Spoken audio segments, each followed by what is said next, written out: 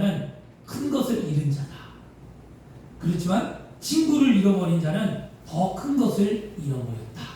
그 다음에 그러나 믿음을 잃어버린 자는 모든 것을 다 잃어버렸다. 이렇게 얘기합니다. 여러분, 믿음의 삶에 있어서, 그래서 삶에 있어서 믿음이 우리의 삶을 이끌어가는 뭐예요? 에너지고 원천이 된다는 거예요. 이 믿음이 인간적인 믿음도 있고요, 하나님을 신을 믿는 신적인 믿음도 있는 거예요. 이 믿음이라는 게 우리가 그리스도인들의 믿음만 보는 것이 아니라 세상을 살아가면서 신뢰라고 얘기하잖아요. 신뢰, 아내와 남편이 신뢰하는 거, 신뢰, 가정의 믿음이 깨어져 봐요. 그냥 끝나잖아요. 친구관계의 신뢰, 믿음이 깨어져 봐요. 모든 걸 잃어버리잖아요. 세상의 관계 속에서 신뢰가 깨어져 봐요. 삶을 살아갈 수 있겠냐고? 없잖아요. 그것처럼 인간이 살아가는데도 믿음이 필요하고, 더 나아가서 구원받은 우리들이 하나님 앞에 거룩한 백성으로 살아갈 때에도 뭐가 필요합니까? 믿음이라는 게 필요한 거죠. 그 믿음을 우리는 삶의 원천인 거죠. 근데 사람은 누구나 믿기로 선택을 하든지 안 믿기로 선택을 하든지 둘 중 하나라는 거예요. 여러분은 오늘 하나님을 믿어서 선택했기에 이 자리에 나와 계신 줄 믿습니다. 그러나 세상 사람들은 믿지 않기에 아직도 세상에 놓여 있다는 것이에요. 믿음을 누가 강요해서 믿어집니까? 강요해서 믿어지지 않아요. 그리고 믿음을 권유한다고 믿어집니까? 권유해서도 믿음이 잘 생기지 않아요. 자녀들 키울 때 한번 보세요. 자녀들을 믿음으로 막 강요한다고 자녀들이 믿음이 성장합니까? 그리고 또 남편에게 먼저 믿은 아내들이 남편의 믿음을 세우기 위해서 남편에게 그냥 간다 쓸개를 다 빼주고 비유 맞추고 그냥 권유하고 주일날 한번 교회 오기까지 믿음 한번 세우기까지 한다고 해서 남편의 믿음이 확 자라났습니까? 아니라니까요. 그런 게. 그래서 여러분, 예수님 시대에도요, 예수님은 수많은 기적과 역사를 공생의 3년 반 동안, 예수님이 요단강에서 세례를 받고 예수님이 그리스도인이라고 칭한 이후에 예수님께서 3년 반 동안 이 공생애를 시작할 때 수많은 기적과 수많은 은혜를 베풀었는데요. 그런데 믿지 않는 자들은 여전히 믿지 않아요. 그래서 눈에 보이는 증거가 있어야만 믿음이 생기는 것처럼 사람들은 말합니다. 보여달라는 거예요. 저희 어머니가 기적을 체험하고 류마티스 관절염을 치료하고서 예수를 처음 믿었을 때 세상이 다 놀라운 거였어요. 어머니가 관절염 치료받았을 때 설거지도 못하고 30대에 이랬을 때 권사님 전도를 받아서 그 여기도교회 갔을 때 목사님이 그날 왔을 때 오늘 이 자리에 처음 나오신 분 중에 류마티스 관절염 때문에 손이 아파서 온 분이 새로운 분이 치료받았습니다 했을 때 어머니가 아멘을 했습니다. 그리고 그때 치료받았어요. 그리고 설거지도 하고 빨래도 하고, 그러니까 아버지가 볼 때는 이 여자가 맨날 아파갖고 아무것도 못하고 누워있던 사람이 어느 날 교회 갔다 오더니 청소도 하고 빨래도 하고 설거지도 하고 아프다는 얘기를 안 하니까 신기했던 거예요. 아버지 입장에서. 그래 아버지가 그 어머니의 신앙을 인정해 줬어요. 그런데 그때만 인정하고 시간이 지나면서 점점 인정 안 하고 핍박을 하기 시작합니다. 그리고 아버지 입에서 뭐라고 하냐면 나에게 뭐 하라는 거예요? 보여달라는 거예요. 하나님이 눈에 보이냐? 안 보이지 않냐? 나에게 보여주면 믿는다는 거였어요. 세상 사람들의 믿음이 뭐냐면 보여주면 믿는다는 거였어요. 이거 참 어리석은 믿음인데요. 우리는요, 눈에 아무 증거 안 입혀이고요, 여러분 귀에 아무 소리 안 들리고 손에 잡히는 게 없다 할지라도 우리는 믿음으로 선택하고 작정하여 우리는 믿음의 길에 서야 될 줄 믿습니다. 믿음은 보여져서 믿는 것이 아니라 믿을 때 보여지는 거예요. 여러분, 믿을 때 영안의 눈이 열려서 하늘의 세계를 보는 거지, 하나님이 탁 보여주는 것, 이거 여러분 드물어요. 하나님이 아주 특별한 사람을 선택할 때나 하나님이 강권해갖고 그냥 확 붙들고 보편적으로 누구든지 다 먼저 믿음으로 고백하고 믿을 때 하나님의 세계가 보여집니다. 이게 보편적인 믿음의 삶입니다. 여러분, 오늘도 믿음의 눈을 여시길 바랍니다. 우리는 그러므로 우리 그리스도인들은요, 믿음이 날마다 어떻게 될까요? 성장해야 돼요. 자라나야만 합니다. 오늘의 믿음이 내일의 믿음이 되는 거였어요. 여러분의 믿음도 한 주간 또 승리하시고 믿음이 잘 성숙한 가운데 오늘도 이 자리에 나와 계신 줄 믿습니다. 지난주에 말씀을 한번 정리를 하고 가면 그거잖아요. 예수 믿고 구원받은 우리 모두는 천국 가는 동안에 우리의 믿음이 제자리가 아니라 날마다 계단을 올라가듯 믿음의 성장이 있어야 된다. 이것을 성화되어져 간다, 거룩한 변화의 삶을 살아간다라고 말씀드렸습니다. 그러면 우리가 믿음에 성장하기 위해서는 어떻게 하라고 했죠? 우리 믿음에 마치 좋은 땅, 옥토가 되라고 그러는 것이죠. 아멘. 그것을 마태복음 13장에 씨 뿌리는 자의 비유를 통해 예수님께서 말씀하셨습니다. 우리의 믿음의 밭이 옥토 좋은 땅이 되면 하나님의 말씀이 심겨질 때 능력이 임하고 큰 열매를 맺는다라고 말씀하십니다. 마태복음 13장 23절에 좋은 땅에 뿌려졌다는 것은 말씀을 듣고 깨닫는 자니 결실하여 어떤 것은 100배, 어떤 것은 60배, 어떤 것은 30배가 되느니라 하시더라라고 말씀합니다. 분명한 것은 하나님의 말씀을 받고 깨달으면 뭐 한다는 거예요? 열매를 맺는데 그 열매의 크기는 달라요. 분명하죠? 100배, 60배, 30배로 다른 것처럼 분명한 것은 열매를 맺는다는 것은 믿음의 성장이 있다는 거였어요. 그런데 그것이 무엇이냐?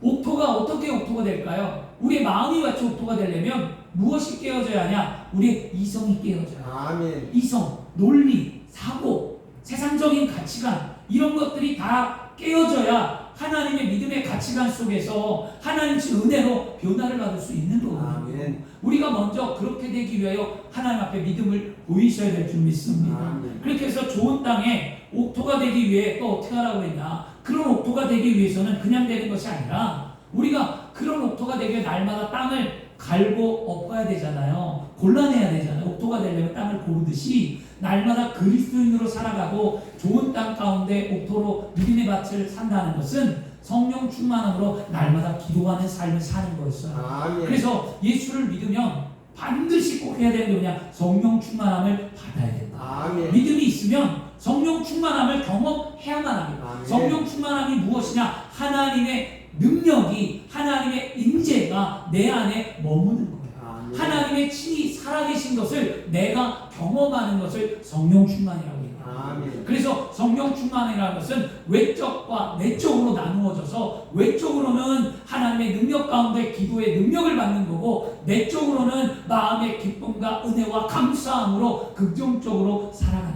거예요. 아멘. 이런 성령 충만한 은혜가 있을 때 우리는 믿음이 성장하는 거죠. 예수님께서 왜 그러냐? 예수님께서 승천하시기 전에 예수님께서 이 땅에 오셔서 우리의 죄를 용서하시고 십자가 피흘러 돌아가셨습니다. 이게 복음이잖아요. 믿는 자들마다 구원을 얻는 거죠. 그리고 예수님은 사망 권세에 이기시고 부활하셨습니다. 예수님은 죽지 않았어요. 부활하셨어요.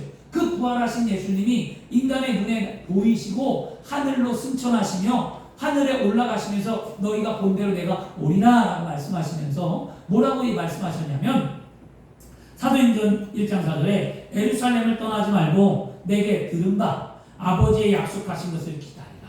뭘 기다리라는 거예요? 성령의 충만함을 기다리라. 아멘. 내가 아버지께로 감은 너희를 고와 같이 내버려 두지 아니하고 보혜사 성령을 보내기 위함이다 라고 예수님 말씀하시거든요.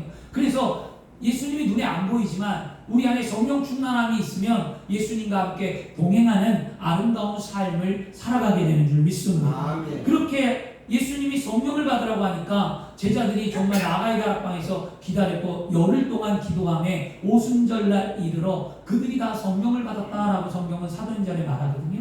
성령을 받고 나니까 그들이 신앙이 자라났다는 거예요. 어떻게 자랐냐? 두렵고 떨리는 신앙이 아니라 강하고 담대한 신앙이 되었다. 성령 충만 받으면 강하고 담대해집니다. 그들이 강하고 담대함을 갖고 무엇을 했느냐? 나가서 복음을 전하기 시작했다는 것입니다. 그랬더니 3,000명, 5,000명 회개하고 돌아왔고요. 그들이 병자를 고치고 안진뱅이를 일으키고 기적 같은 은혜를 나타냈다는 거죠. 주 안에 사랑하는 여러분, 그러므로 우리는요 믿음이 성장하기 위해 말씀 앞에 우리는 순종해야만 합니다. 이성을 깨트리시길 바랍니다. 그리고 그 믿음이 성장하기 위하여 날마다 하나님, 내가 하나님의 말씀을 알기를 원합니다. 하나님의 영을 나에게 부어주옵소서 라고 성령 충만함 위해서 날마다 기도해야 될 줄 믿습니다. 그렇게 믿음이 성장한 사람들이 이제는 어떻게 해야 하나님의 놀라운 은혜와 축복을 받으며 살아갈까요? 믿음이 성장한 증거는 나누는 삶이에요. 아멘. 나눌 때 축복이 나에게 온다는 거예요, 여러분. 그래서 오늘 말씀이 믿음의 성장과 나눔의 축복이었어요. 여러분이 진짜 믿음이 성장했다면 하나님의 말씀을 받고 믿음의 옥토가 되었고 성령 충만한 그리스도인이 되었다면 그것 이제는 어떻게 하냐? 나누는 삶을 살아야 아멘. 나눌 때 내 삶이 복 있는 삶이 돼요. 여러분 오늘 말씀에 누가복음 6장 38절에 말씀하잖아요. 주라 그리하면 너희에게 줄 것이니 곧 후이되 누르고 흔들어 넘치도록 하여 너희에게 안겨주리라. 너희가 헤아리는 그 헤아림으로 너희도 헤아림을 도로 받을 것이다 라고 말씀합니다. 이 말씀을 풀이하면 주라라고만 먼저 예수님께서 주라라고요. 주라. 이 주라라는 명령어거든요. 명령이에요. 이거는요. 명령은 지켜야 되는 거잖아요. 근데 이 주라는 명령어는요 뭐냐? 다른 사람, 어떤 사람? 다른 사람들이 어려움을 겪는 그들에게 구제하기 위하여 공급할 수 있는 최고의 선물을 그에게 주라는 거예요. 그 다음에 또 뭐라고 하냐면 이 주라는 것은 뭐냐? 받기를 바라지 말고 어떤 대가를 바라지 말고 그냥 먼저 베풀라는 거예요. 그리스도인들은요, 우리가 주께서 우리를 사랑하시고 하나님께서 우리를 사랑하신 걸 안다면, 그 사랑의 은혜를 안다면 우리는 그 사랑을 거저 받았으니까 우리도 거저 나눠주는 삶을 살아요. 예수님이 여러분에게 뭐 어떤 대가를 바랬습니까? 어떤 뭐 물질을 바랬습니까? 어떤 요구를 했습니까? 아무것도 하지 않았어. 그냥 죽었잖아요. 믿기만 하면 구원받고, 믿기만 하면 용서받고, 믿기만 하면 복을 받고, 믿기만 하면 나았고, 믿기만 하면 은혜를 주셨잖아요. 그냥 거저 주었잖아요. 그렇기 때문에 우리 또한 세상에게 나누어 줄 때는요, 대가를 바라는 게 아니에요. 내가 이 사람에게 이렇게 하면 이 사람이 날 이렇게 해주겠지. 이건 세상의 인간적인 관계를 맺을 때는 하는 거예요. 그러나 그리스도인들은요, 복음을 전할 때, 선행을 할 때, 구제를 할 때, 나눌 때 우리는 바라는 대가 없이 그냥 감사함으로 하나님 은혜에 감사해서 실천하는 삶을 살아야 될 줄 믿습니다. 이것은 우리 그리스도인들이 믿음의 사랑의 구체적인 행위를 말하는 거였어요. 사도행전이라니까 사도행전 20장 35절에 사도 바울이 예수님께서 친히 말씀하신 말을 합니다. 예수님께서 이런 말씀을 했어요. 주는 것이 받는 것보다 복이 있다. 아멘. 주는 것이 받는 것보다 복이 있다라고 말씀하면서 사도 바울은 약한 사람들을 도와주라고 말씀합니다. 그리고 자신이 예수님의 말씀에 따라서 범사에 모범을 보인 것처럼 너희들도 예수 믿고 구원받은 너희들도 사람들에게 나누는 삶을 살아가라. 이것이 복된 삶이라고 사도행전을 통하여 사도 바울은 예수님의 말씀을 통해 말해주고 있습니다.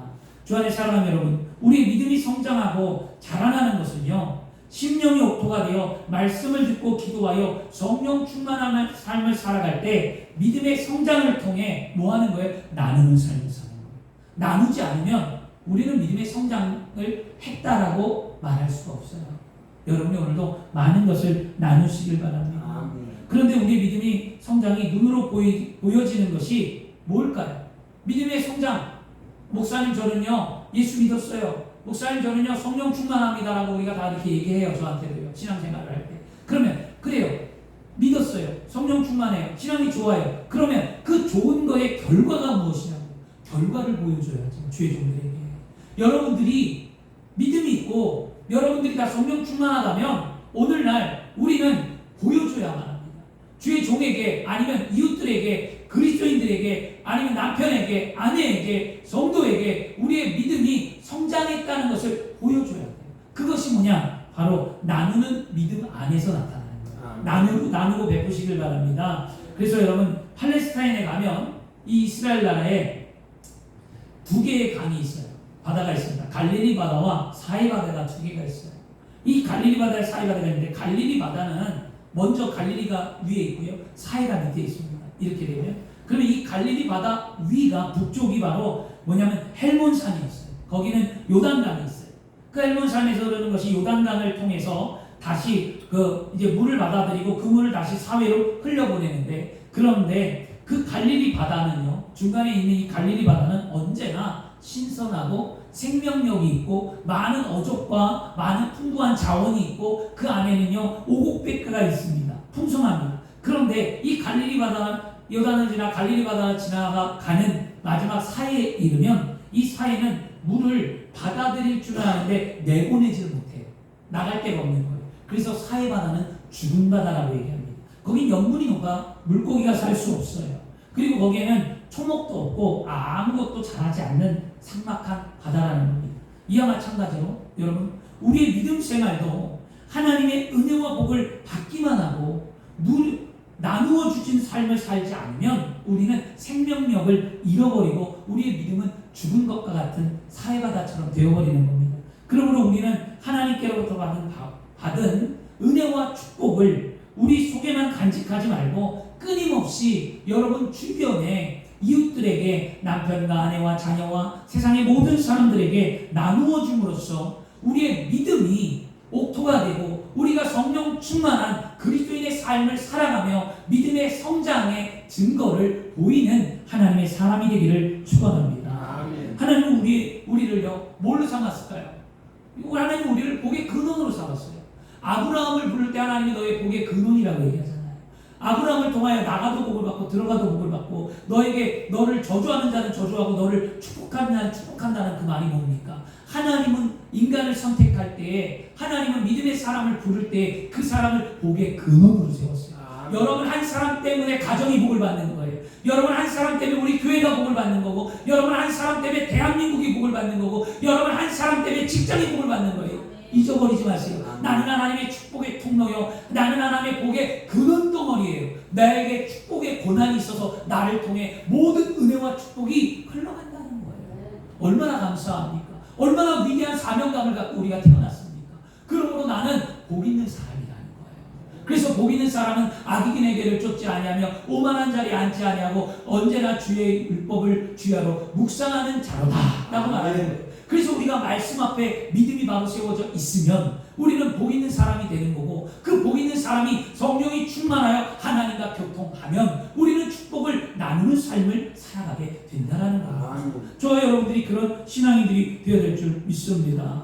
근데 우리 보세요. 하나님께 받은 은혜가 너무너무 감사해서 우리가 어떻게 보답할까? 우리 이런 삶을 살잖아요. 그리고 감사하는 삶을 살면서 우리가 오히려 더 큰 축복을 준다는 거예요. 하나님 앞에 보답하는 삶을 살아갈 때마다. 오늘 뭐라고 하냐면, 오늘 말씀에 후이되어 누르고 흔들어 넘치도록 하여 안겨주리라 이런 말을 하는데, 여기서 후이되어라는 단어가 이 원문에 헬라어에 이게 두 가지의 단어가 합성어긴 한데요, 이 원문에 이 말이 이렇게 되어 있어요. 좋은 분량을 주다, 좋은 분량으로 주다 라는 뜻인데요, 이 구절을 다시 말하면 줄 수 있는 대로 최대한으로 준다. 후이된다는 것이 줄 수 있는 대로 최대로 준다. 즉 뭐냐면, 여러분 굵은 콩을 바구니에 담아놓으면 콩 사이가 삐직삐직 보이잖아요. 그 굵은 콩 사이에 여러분 좁쌀을 넣고 여러분 거기 안에 깨를 넣으면, 흔들고 채우면 콩 사이에 좁쌀과 깨가 들어가서 그 빈틈이 꽉 메워지잖아요. 그런 의미예요. 그런 의미. 하나님은 우리에게 줄 때는 그냥 주는 것이 아니라, 하나를 주는 것이 아니라 흔들고 넘치도록 해서 꽉꽉 채워주겠다. 아멘. 감사하지 않습니까? 아멘. 그냥 주지 않는데요. 이게 놀라운 하나님의 축복이었어요. 이럴 때 우리에게 주신 하나님의 은혜는 우리의 생각을 초월하며 그 이상으로 임하는 좋으신 하나님인 줄 믿습니다. 또 우리의 믿음이 성장해서 세상에 나누는 삶을 살면 하나님 뭐라고 그러냐면, 너희의 헤아리는 그 헤아림을 우리에게 도로 준대요. 헤아리는 것을 준다는데요, 이 헤아림이라는 단어가 뭐냐면 다시 측정을 받을 것이다, 다시 측정을 받는다는 뜻을 갖고 있는데요, 우리가 다른 사람에게 어떻게 해주냐에 따라 그대로 받는다는 거예요. 이 헤아림이라는 게 내가 다른 사람에게 어떻게 하느냐를 하나님 보고 있다가, 아 이렇게 했구나, 내가 이런 사랑을 베풀었구나, 내가 이런 헌신을 나누었구나, 내가 나를 위하여 이런 일을 했구나, 그래 내가 너희에게 도로 줄게, 그리고 더 많은 것을 줄게, 이 말이었거든요. 주 안에 사랑하는 여러분, 우리가 믿음이 성장하기 위해서 말씀 앞에 오늘 순종하셨고요, 우리가 믿음이 성장하기 위해 날마다 기도하여 성령 충만을 했고요, 우리가 세상에서 하나님을 우리에게 주 은혜와 축복을 나누는 삶을 살아갈 때 우리는 비로소 뭐예요? 그리스도인으로서 믿음에 성장한 하나님의 사람들이 되는 거예요. 아멘. 오늘 저와 여러분이 그렇게 되어지기를 원합니다. 아멘. 그렇다면 여러분 오늘 이제 결론인데요, 결론을 잘 들으시면 돼요. 그렇다면 우리가 무엇을 나누어야 할까요? 나눠야 되는 건 알겠어요. 이제 하나님 앞에서 나누는 삶을 살아야 되는데 뭘 나눠야 될지 그걸 알아야 되잖아요. 어떤 걸 나눠야 내가 은혜가 있고 어떤 걸 나눠야 내 삶이 복 있는 삶이 되겠냐는 거였어요. 첫째로 우리는 무엇을 나눠야 되냐면 영적 생명을 나누어 줄 때 내 믿음이 성장한 하나님의 사람, 그리스도인으로 살아갈 수 있고요. 우리가 영적 생명을 나눌 때 하나님은 나에게 복을 주시는 거예요. 그래서 우리가 생각해 보세요. 우리가 처음 예수 믿을 때 무슨 체험을 하죠? 거듭난 체험을 하잖아요. 이것을 가르쳐 중생의 복음이라고 얘기해요. 그 구원의 복음이라는 거였어요. 그래서 누구나 예수를 믿으면 구원의 복음 앞에 서 있는 거거든요. 그래서 중생한다, 거듭난다, 새롭게 체험된다 이건데요. 우리가 예수 믿고 구원받았을 때 어떤 느낌이 있습니까? 기쁨이 있고 감사가 있고 막 어떻게 말로 형용할 수 없는 그 은혜가 우리 안에 있어요. 그 구원의 감격이 있어야 복음이 살아있는 거예요. 아멘. 그런데 이 구원의 감격이 있는 자들이 뭐하죠? 처음에 막 너무 기쁘니까 나가서 뭐합니까? 전하잖아요. 오늘 사도행전에도 예수 그리스도를 믿고 성령을 받고 구원의 감격을 입은 자들이 나가서 전할 때 3,000명, 5,000명 회개하고 돌아온 것처럼 여러분들도 예수를 처음 믿을 때 그때의 감격, 그때 구원의 기쁨을 갖고 세상에 나가 분명히 복음을 전하는 삶을 살았을 거예요. 우리 여기 장로님이 예전에 복음 전할 때 그런 얘기를 하셨어요. 장로님이 예전에 너무너무 기뻐서 호텔에서 일할 때 너무너무 기뻐서 예수 믿고 구원의 감격이 되고 회복되니까 막 너무너무 기뻐서 심장동 나가서 사람들 만나는 사람들마다 복음을 전하고 물세례도 맞고 멱살도 잡히고 그랬다는 이야기를 저한테 했어요. 참 놀라운 이야기죠. 그런데 여러분들도 그런 경험을 했고 저도 그런 경험을 했습니다. 그런데 우리는 오늘 한 가지 우리가 분명히 깨달았고 회개하고 돌이켜야 될 게 무엇이냐면 세월이 흘러감에 따라 우리의 믿음이 어떻게 됩니까? 식어져가고 나태하게 되고 전도가 솔직히 게을러지는 거죠. 저도 그래요. 알긴 알겠어요. 기쁨이 있고 은혜가 있고 막 있는데 솔직히 예전처럼 막 어떤 열정이 막 있어갖고 만나는 사람마다 막 복음을 전하고 막 이러진 않아요. 그냥 관계가 형성되거나 어떤 일이 있을 때 복음은 전합니다. 그런데 내가 예전처럼 막 견딜 수 없는 불타오르는 열심을 갖고 복음을 전하지 않는다는 거죠. 이걸 우리는 오늘 회개해야 된다는 거예요. 아멘. 우리 다 직분자잖아요. 여기 초신자 몇 안 되잖아요. 우리가 정말 기쁨이 있습니까? 오늘날 한국교회가 오늘날 우리 한국이 무엇이 사라졌습니까? 복음이 사라졌어요. 복음이 사라지니까 교회가 분쟁이 있고 교회가 싸우고 교회가 다투고 분쟁이 사라지니까 세상보다 악하다는 소리를 듣는 거예요. 복음이 있는 곳에는요 여러분 그런 소리가 들리지 않습니다. 복음이 있는 곳에는 사랑이 있고 복음이 있는 곳에는 은혜가 있고 복음이 있는 곳에는 감사가 있고 복음이 있는 곳에는 헌신이 있고 복음이 있는 곳에 생명이 있는 거예요. 우리 교회가 생명이 있는 교회가 되기를 원합니다. 복음이 있어서 살아있는 능력이 나타나기를 원합니다.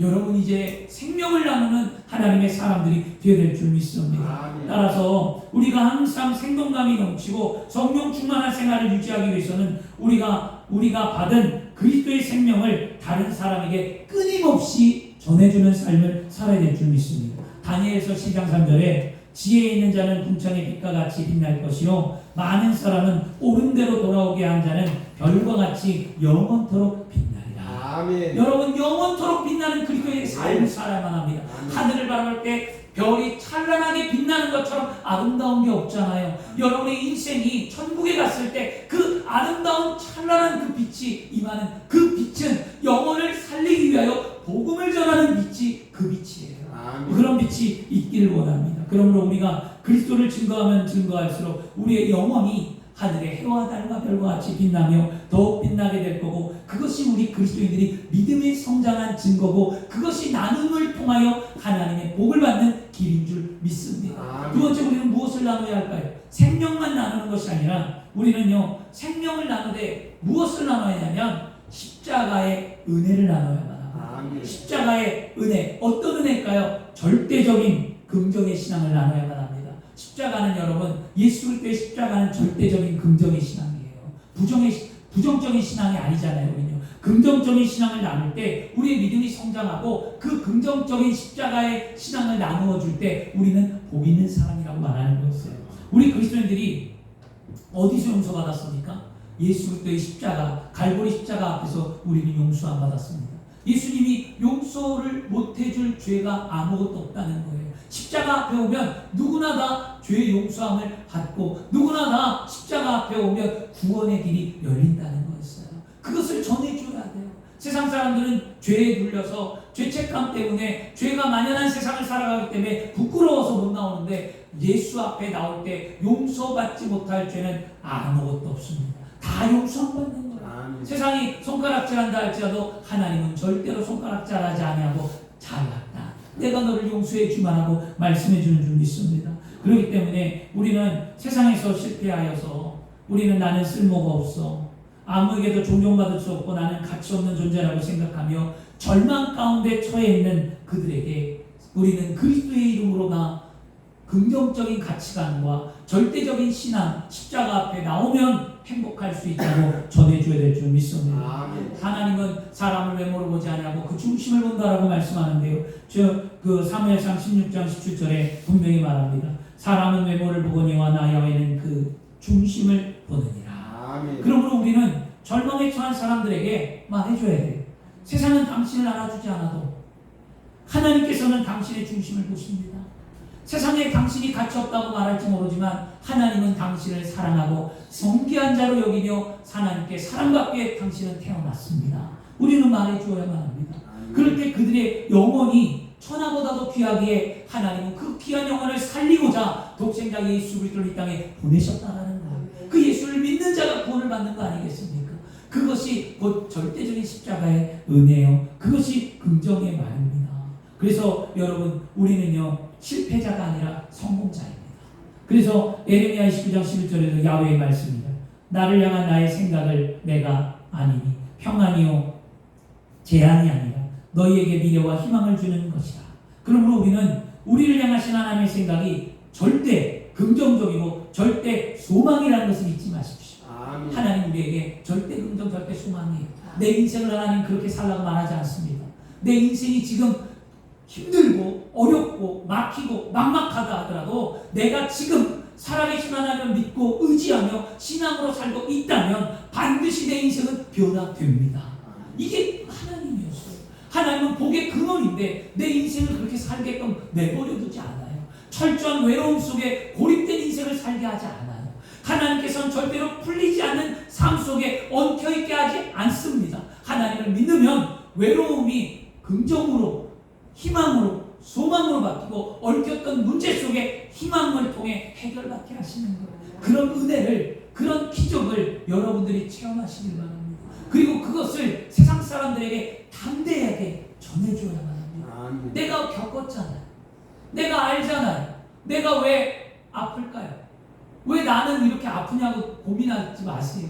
내가 먼저 아파야 내가 그것을 말해줄 수 있는 거예요. 내가 먼저 가난해 봐야 가난한 자의 마음을 알고 내가 병들어 봐야 병든 자를 치료할 수 있고 내 환경이 무너져 봐야 그 무너졌던 사람을 내가 일으켜 세울 수 있는 거예요. 그러므로 내 앞에 놓여있는 현실의 삶이 고통과 아픔이라면 반드시 고백하세요. 따라하겠습니다. 하나님 이 아픔과 고통을 통해 세상에 죽어가는 영혼을 살리겠습니다. 아멘. 그것이 하나님이 나에게 주신 은혜라는 거예요. 여러분 반드시 그런 날이 옵니다. 여러분 진짜 와요. 내가 겪었던 그대로 내 앞에 와요. 그 사람을 여러분 살리는 자가 될 줄 믿습니다. 우리 이런 사람들에게 말해줘야 합니다. 하나님을 믿으면 오늘보다 내일이, 이달보다 다음 달이, 금년보다 명년이 더 나은 삶이 될 것이며 놀라운 역사가 일어날 거라고 말해줘야 돼요. 저는 여의도 신앙을 갖고 조용히 목사님의 신앙을 통해 배우면서 가장 가슴에 와닿던 게 뭐냐면 목사님의 이 말이었어요. 오늘은 내일, 오늘보다 내일이 낫고 이번 달보다 다음 달이 낫고 이번 연도보다 내년이 나으리라. 라는 희망의 메시지가 저는 평생에 들 때 이것이 저에게 가장 큰 은혜였습니다. 난 나아지리라.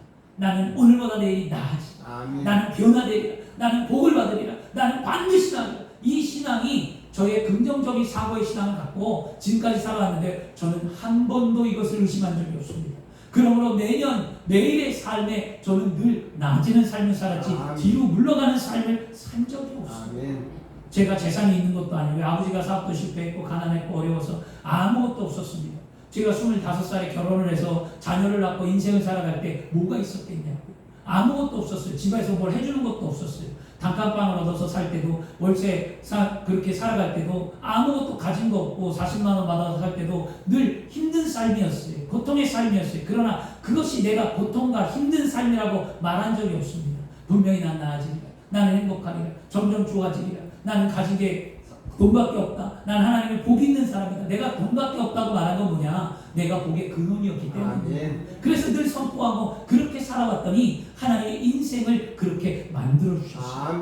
그리고 개척을 하고서도 지금까지도 두려워하지 아니하고 하나님을 믿고 가는 게 무엇이냐면 현실이 안 두렵지 않죠. 여러분이 겪는 어려움 저도 다 겪어요. 힘든 거 다 겪어요. 그러나 그 속에서 믿음을 갖는 건 무엇입니까? 하나님은 반드시 나를 복을 주신다는 거예요. 다 나아진다는 거예요. 여러분 이 놀라운 신앙을 여러분의 믿음으로 우리가 고백했잖아요. 믿음 없이 하나님 기쁘시게 못하나니 하나님께 나아가는 자는 반드시 하나님이 살아계신 것과 그를 찾는 자들에게 상 주심을 믿어야 할지.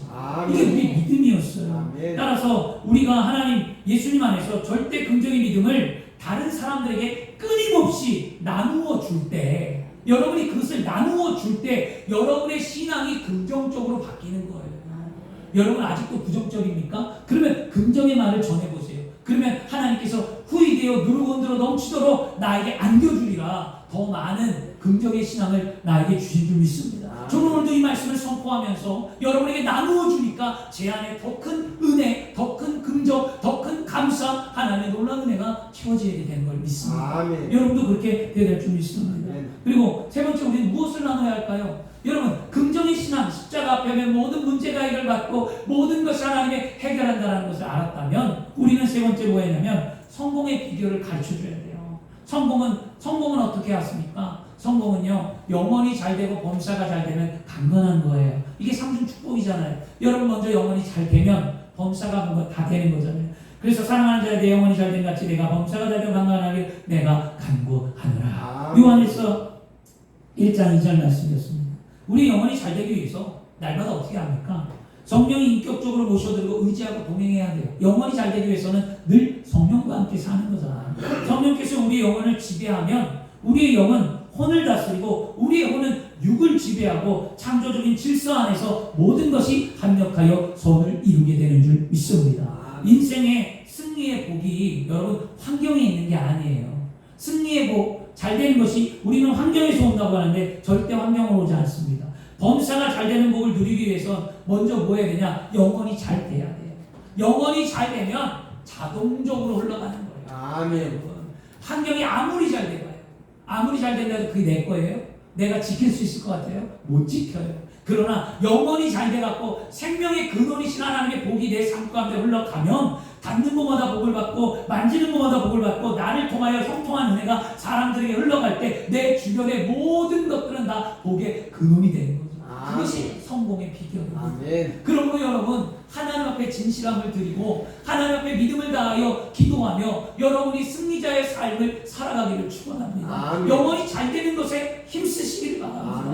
그래서 사람들에게 뭐 해야 되는 거예요? 교회 가자고 말하는. 그래서 사람들에게 예배 드리자고 말하는 거예요. 그래서 사람들에게 말씀을 듣자고 고백하는 거예요. 그래서 사람들에게 하나님을 섬기는 그 자리에 있자라고 말하는 거예요. 그 자리에 있는 자가 영혼이 잘됨을 통하여 범사가 잘 되는 거예요. 이게 성공의 비결입니다. 이걸 나누어 줘야 되지 않을까요? 그러면 우리 교회에 빈자리가 없겠지. 이걸 나누어 준다면 여러분을 통하여 하나님의 축복이 분명히 드러나고 교회가 성장하고 하나님의 나라가 세워지고 복된 길이 이루어지겠지. 저와 여러분이 그런 삶이 되어야 될 줄 믿습니다. 잠언서 4장 23절에도 무릇 지킬 만한 것 중에 더욱 내 마음을 지키라. 생명의 근원이 이에서 납니다. 우리 마음속에 여러분 미움과 분노와 탐욕과 완전주의와 죄책과 두려움과 좌절과 같은 이 부정적인 요소들을 다 제거하고 그 안에 그리스도의 부요하심을 통해 우리의 마음을 채우고 우리가 하나님이 주신 은혜에 감사함으로 영혼이 잘 되어 있으면 우리는 반드시 복 있는 삶이 되잖아. 저와 여러분이 그렇게 되어서 우리 믿음을 이렇게 고백할까? 내게 능력 주신 자는 내가 뭐든지 할 수 있느니라. 이런 담대한 신앙의 고백이 그때 나오는 거예요. 그냥 믿는 자가 된다, 그리고 능력주자가 할 수 있다가 아니라 원리를 알아야죠.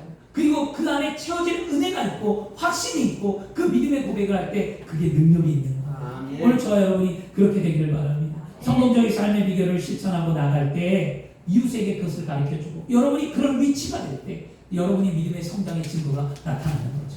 마지막은 뭐냐면 여러분, 우리가 가장 중요한 거 해야만 합니다. 뭐냐면 하나님의 무엇을 전해줘야 되나? 하나님은 치료하신 하나님이라는 것을 증거해줘야 돼요.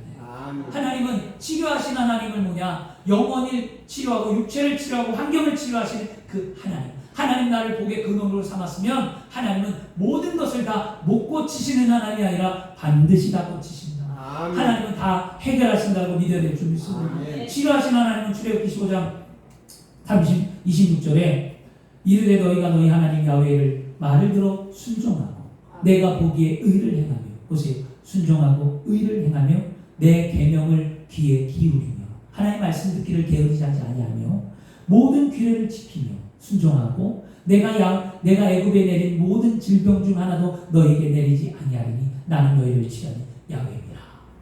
어느 때 임한다는 겁니까? 우리가 믿음의 성장을 갖고 삶을 살아가면서 나누는 삶을 살아갈 때에 하나님 우리에게 어떻게 한다는 거예요? 치료해 주신다는 거예요. 아멘. 얼마나 감사합니까? 오늘 우리는 다 치료받아야만 합니다. 여러분, 육적인 것도 뿐만이 아니라 영적인 것. 오늘날 여러분 자살도 안타깝게도 교사분이 생을 마감했는데요.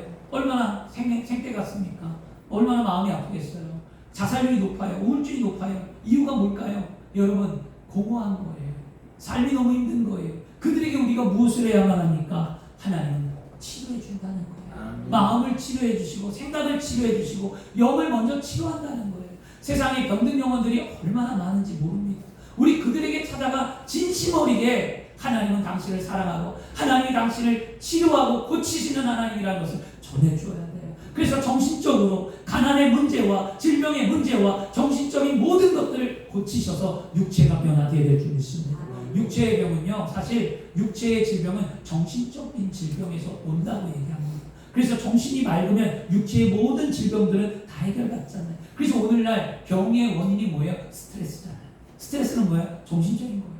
그 정신적인 스트레스를 안 받기 위하여 우리 어떻게 합니까? 하나님께서 우리를 고치시는 하나님을 증거해 줘야 될 줄 믿습니다. 그러므로 우리가 회개하고 예수의 이름의 권세로 치료받기를 기도하고 우리 몸과 마음의 질병을 반드시 고침받아 하나님의 복 있는 삶이 되어야 합니다. 그리고 그것을 우리는 어떻게 합니까? 전해줘야 됩니다. 나누어줘야죠. 여러분 안에 그런 일이 있기를 원합니다. 우리가 이렇게 성공적인 삶의 비결을 이웃에게 나누어 줄 때, 우리가 이게 하나님이 고치시는 하나님을 나누어 줄 때, 우리가 영생을 나누어 줄 때, 우리가 말씀을 들은 대로 실천하며 삶을 살아갈 때에 그런 삶이 뭐예요? 믿음이 성장한 그리스도인의 삶이요. 그런 삶을 살아가는 자를 하나님은 축복해 주신다. 그냥 복 주시지 않습니다. 믿습니다만 해서 복 받지 않습니다. 절대 여러분.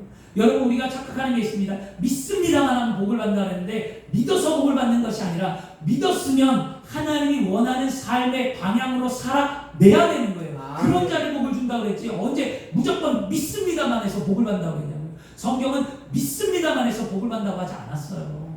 믿는 자의 신앙이 어떠하냐에 따라 복이 달라집니다. 여러분, 말씀대로 믿으시길 바랍니다. 그죠? 말씀 마치겠습니다. 테레사 수녀님이 이런 말을 했어요. 우리가 무엇을 하느냐가 아니라 그 일에 얼만큼 사랑을 쏟느냐가 중요하대요. 무엇을 하느냐가 중요하대. 얼만큼 사랑을 쏟느냐. 여러분, 하나님 사랑하십니까? 예수님 사랑하십니까? 성령님 사랑하십니까? 그러면 성삼위일체 하나님을 향하여 여러분의 사랑을 얼만큼 쏟고 있습니까? 여러분의 믿음의 삶을 하나님을 사랑하는 만큼 쏟는다면 그 쏟는 그 사랑의 은혜만큼 여러분의 삶에 복이 임하는 거잖아요. 사랑하는 만큼 증거하는 거예요. 사랑하는 만큼 나누는 거예요. 사랑하는 만큼 행해지는 거잖아요. 오늘 그 사랑이 그리스도 안에 있어야 될 줄 믿습니다. 우리가 하나님이 우리에게 베푸신 은혜와 사랑에 감사하면 우리는 하나님 말씀에 순종하면서 살 수 있어요. 우리가 하나님 은혜와 사랑을 깊이 깨닫기 위해 우리는 날마다 끊임없이 사랑을 알고자 성령 충만하여 기도할 수 있습니다. 또한 우리가 그리스도인이 이 땅의 삶의 믿음의 성장을 보이기 위하여 나누는 삶을 살아간다면 우리는 분명히 하나님의 축복이 있는 그리스도인의 삶이 되는 줄 믿습니다. 그래서 오늘 우리는 기억하십시오. 영생을 나눠야 합니다. 십자가의 절대신앙을 나눠야 합니다. 인생의 성공의 삶을 나눠야 합니다. 하나님은 치료하신 하나님이라는 것을 증거해야 한다. 이렇게 증거할 때 오늘 말씀이 우리에게 응답이 되는 겁니다. 주라 그리하면 너에게 줄 것이니 곧 후이되어 누르고 흔들어 넘치도록 하여 너에게 안겨주리라. 너희가 헤아리는 그 헤아림으로 너희도 헤아림을 도로 받을 것이라. 하나님의 약속의 이 말씀처럼 하나님 주신 큰 축복을 누리며 행복한 삶을 사는 복된 그리스도인이 되기를 그리스도 이름으로 축원합니다. 아멘. 기도하겠습니다.